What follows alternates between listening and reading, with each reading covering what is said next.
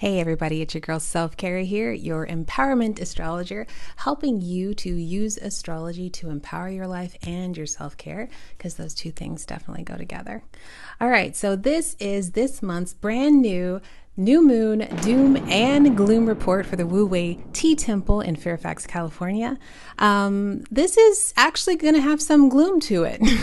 Finally, there's going to be some gloom coming up this month. So, you're in the right place. Now, this new moon that's coming in, this is the new moon in Gemini. This is the first air sign new moon that we're getting of the year. And so it's kind of got that, wishy-washy kind of floaty all through the ethers kind of energy. You're going to feel unstable. So just get used to that. This new moon in Gemini is coming in on June 10th. And it's joining the full moon in Sagittarius, which just came through a couple days ago.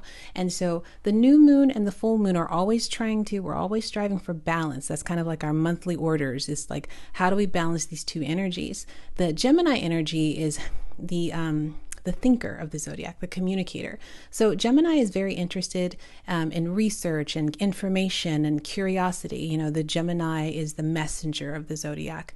If you think about, the person that kind of like ran from town to town back in the day before like postal offices and all that, before a postal system, to deliver information, that's the Gemini energy. If you know a Gemini, and I do. If you know a Gemini, these people love to just like give you information, even information you didn't even ask for. They're also super fun and they're super playful and they're always just excited and up for the next thing. So this is kind of how you're going to be this month. And so kind of revel in it. The Sagittarius energy, which is the opposite sign of Gemini, is also a thinker. But it's different from the Gemini, which I always call Geminis like walking libraries of information, because a lot of times Geminis just like collect the information.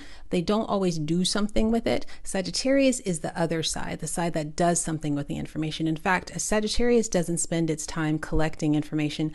It experiences things in order to get information. So Sagittarius are the people that walk the earth. They go on trips, they go on pilgrimages, they teach, they learn. These people always have a shaman, always have a mentor, always have somebody, so they want to experience things, and Gemini wants to learn about them. But they're both the same. They have the same goal, just different methods of getting there. Okay.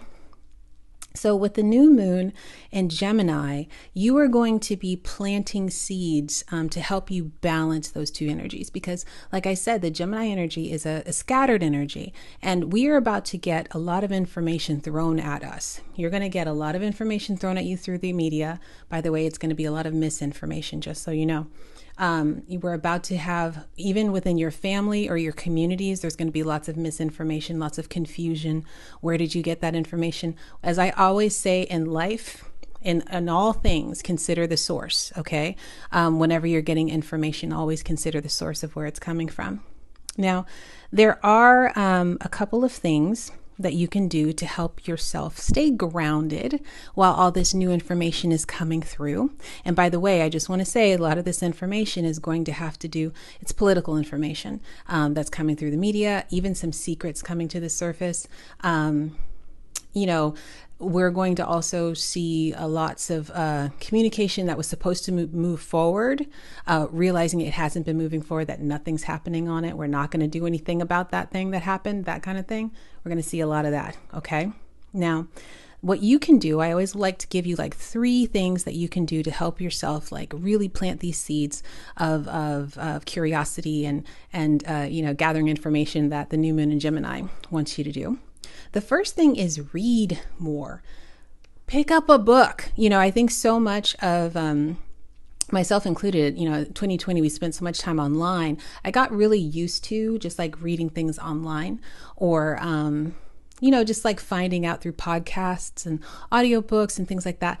No, this is a new moon in Gemini energy wants you to pick up a book, wants you to read like an actual book with like pages and binding and stuff. Right now I'm reading the book Cast as part of my little book club. And it was so amazing. I'm doing 10 pages a night, reading 10 pages a night of that with my partner.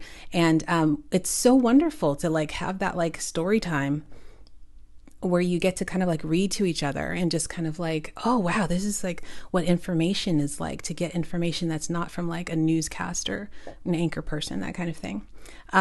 Also, something that you should do during the new moon in Gemini, or for the new moon in Gemini, is to socialize more, which is awesome because this is a video for the Wu Wei Tea Temple. And so you definitely should get out there and go get some tea and socialize. I'm so excited that the tea house is open again for all the amazing folks there, and live performances I hope will be joining. So get out there and socialize. Geminis love to talk. They like they love to exchange information. Okay. And then also see your siblings. So this is one thing that people don't know about the Gemini energy. People often talk about the twins energy, but the Gemini is also the realm of siblings, of the others that are close to you. There's that twin kind of energy.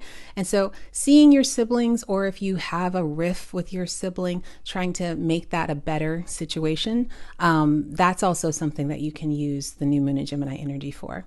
Now, just so you know, we do have Mercury going into retrograde on the 29th. Which is like very soon. And Mercury retrograde is Gemini energy. It's that communication energy. That's what the planet Mercury represents. So we are going to be having, remember that miscommunication I was telling you about. Mercury's going into retrograde. We are going to be having lots of miscommunication and lots of, information that doesn't get through. Be mindful of that. Like, I just signed a lease on an apartment yesterday because I was like, I am not signing this lease anywhere inside of Mercury retrograde. Okay. So Mercury will be in retrograde from May 29th until June 26th. So we got some time there. It's going to sit there. And then finally, make sure that whatever you hear through the media, again, you consider the source, you talk to your friends, you talk to your community, you pay more attention to what's going on locally instead of what's happening, information you're getting globally. All right, darlings, a little doom this month, but I know you can handle it, especially when you've got me giving you the new Doom and Gloom Report every month. All right, I'll see you next month, and take care in the meantime.